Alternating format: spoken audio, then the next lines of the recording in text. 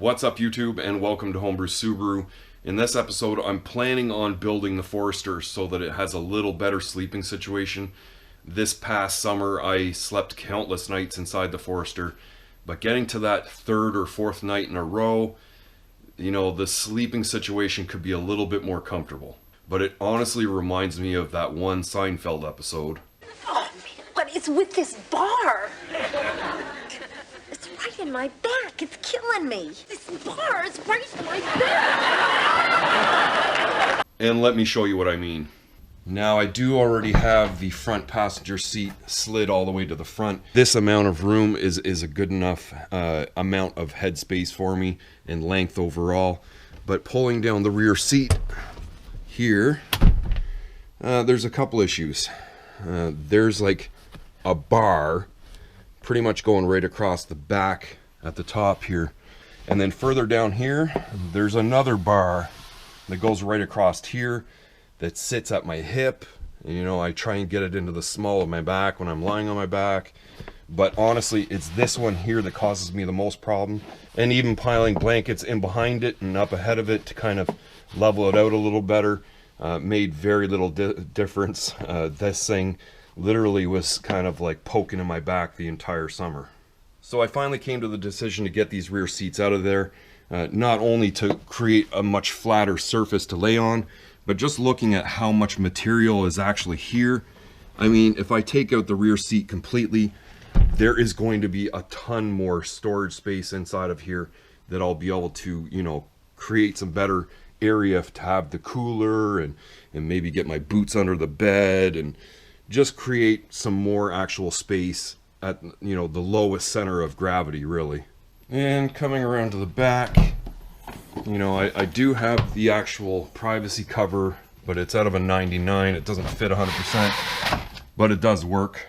And then looking underneath here, now Subaru did go ahead and put a full-size spare in the back. It's a 215/60 R16, and it's got a little lower profile than what I have on the Forester, but realistically, to get off of the trail and to the highway or even to a tire shop, putting this on the rear of the vehicle with an open diff isn't going to cause too many problems or issues for the short term. So I've decided to leave this size spare in here. Maybe I would try and get an increase of to a 65 sidewall eventually, just to make it a little better. But I mean, it's a lot of storage space that's in here, just to fill the center up here. What I'll do is take some of the heavier items back out of the hard case and then put them down into the center here. Another thing is Subaru gives you all these extra compartments to actually put stuff into. There's another one here for the actual jack, and then this long one in the back here, which, I mean, if there's a bed in place, it might be difficult to get some stuff in there. There's actually another one over on this side, a little pocket in the bottom. Now, I really haven't been utilizing the space back here like I should be, but I am going to leave it in here. I could probably gain a few inches if I stripped all of this stuff out, but I think it's a better option to have it in there. There, I've already blabbed too much for too long. I'll start by ripping the rear seats out.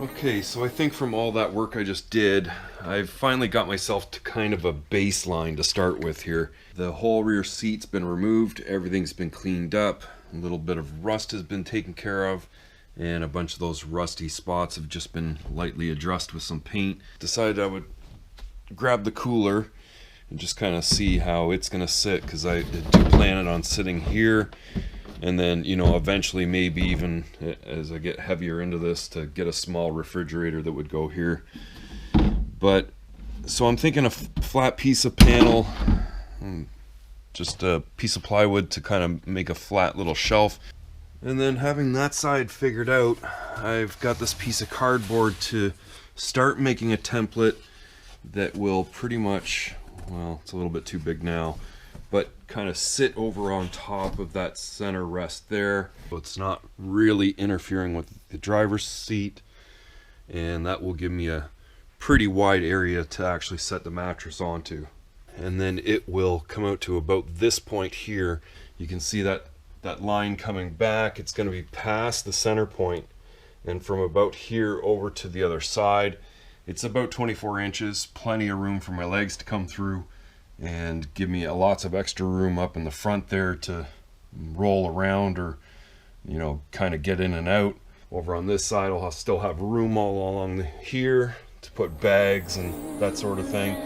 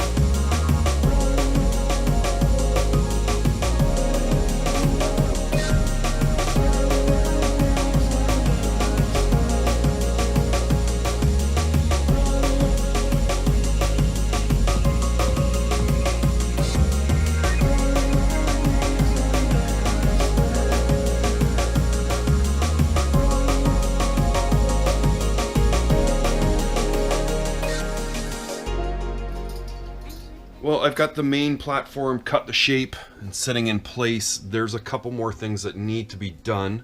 Having a look from this angle, you can see the platform's quite snug to the seats, and it's actually resting on the center console there, and it's resting along this ridge on the backside here.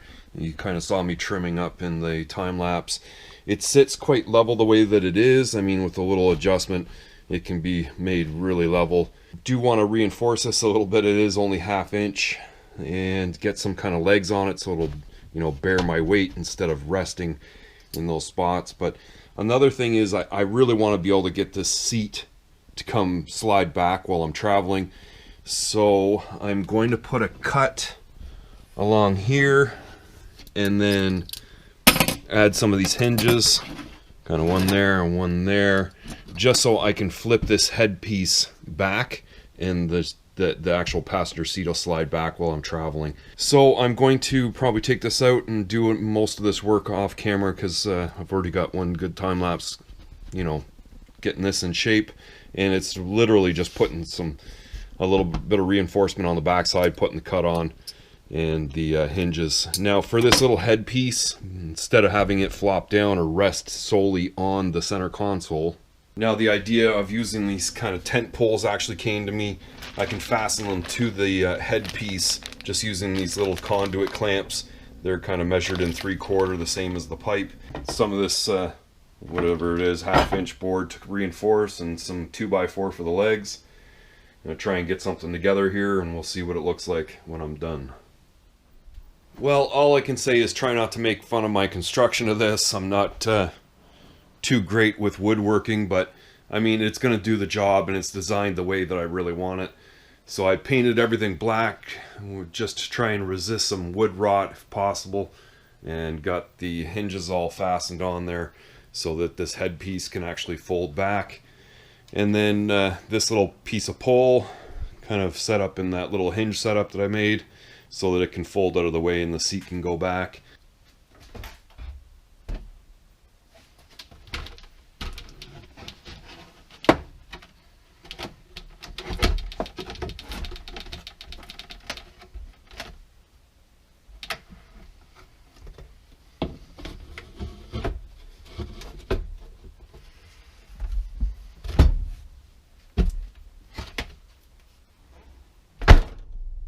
Now from back here, you can really see that the platform goes past the center line. It goes right over to the driver's seat.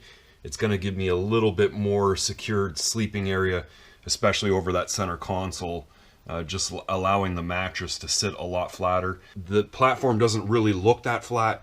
You can see back here, it's raised a little bit, and then it kind of comes down over at this end. And that's literally just because the piece of plywood that I used had a really bad bow to it. And so when I actually lay on there, everything flattens out really nicely, and everything is actually level. It just doesn't appear that way. This rear door is normally how I would get in and out of the Forester when I'm sleeping in it. And as you can see down here, I've got plenty of room to put some storage. I can get appropriate size storage bins to stuff underneath the platform. And then just underneath the headrest there, to be able to actually store, you know, muddy boots or whatever. I can get a little rubber tray that kind of falls down in the bottom there. And I can just show you quickly how the headrest part of the platform actually folds back. Because it's so close to the seat, I've got to pull up the lever for the seat for it to go forward.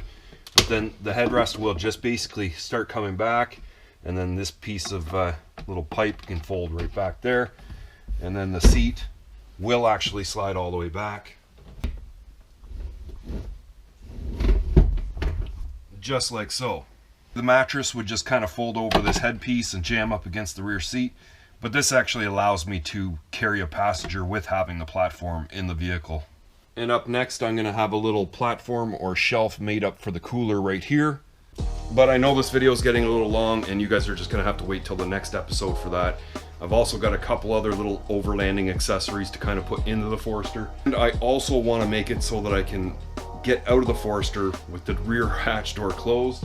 There is no actual access handle inside the door here, so I want to rig up something so that I can actually get out the rear door. If you like this video, make sure to like, share, and subscribe, and I'll see you next time. Which I'm not really utilizing any of that stuff very much, and I should be.